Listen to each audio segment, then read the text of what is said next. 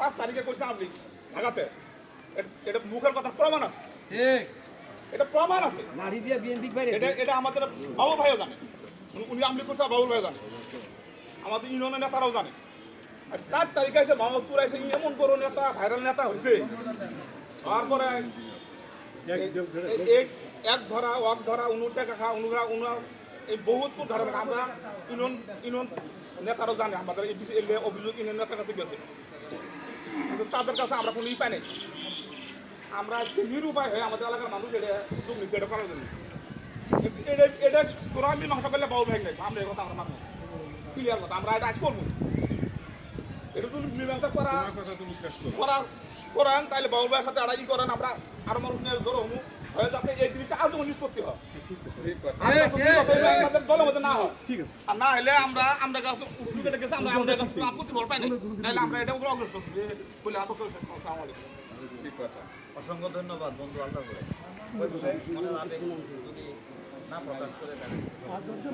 আপনারা যদি কেউ একটু স্বাধীনতার মধ্যে সংক্ষিপ্ত করতে চান তারা বলতে পারেন আর যদি না হয় তাহলে আমার সভাপতি আমার কে বলতে চান আমি একটা কথা বলি প্লিজ আমি সবার উদ্দেশ্যে বলি আপনারা এখানে অন্তপক্ষে বাদ বিবাদে যাবেন না কথা বলবেন না আমরা একটা আছি পর্যায়ে শান্ত থাকে কারণটা হচ্ছে আমরা একটা পক্ষ নিয়ে করছি হ্যাঁ তাতে একটুখানি কথা বলে যদি আমরা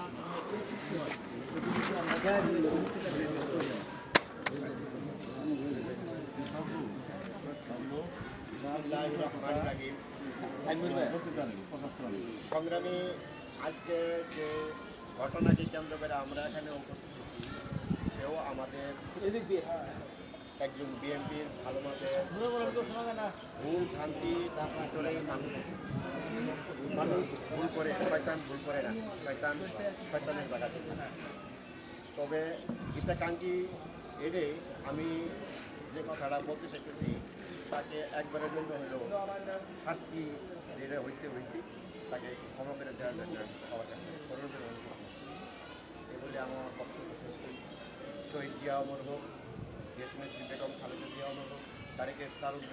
তারেক রহমান জিন্দাবাদ আমাদের সৈয়দ হাসান সাহেব জিন্দাবাদ আপনাদের সবাইকে ধন্যবাদ আসসালামু আলাইকুম